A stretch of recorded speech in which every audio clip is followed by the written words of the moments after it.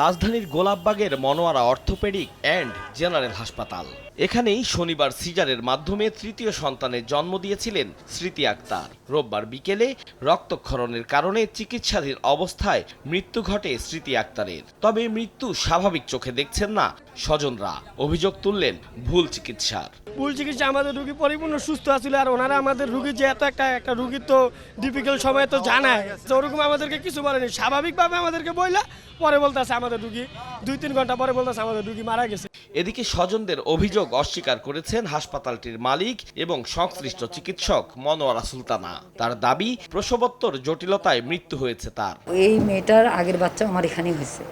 এর আগে স্মৃতি আক্তারের মৃত্যুর খবরে হাসপাতালটিতে ভাঙচুর চালায় স্বজনরা। যাত্রাবাড়ি থানা পুলিশ এসে পরিস্থিতি সামাল দেয়। ওটিতে নেওয়ার পরে ওনাকে অ্যানেস্থেসিয়া দেওয়া হয়। অ্যানেস্থেসিয়া দেওয়ার পরে নাকি ওনার কার্ডিয়াক অ্যারেস্ট হয়, এতে ওনার মৃত্যু হয়।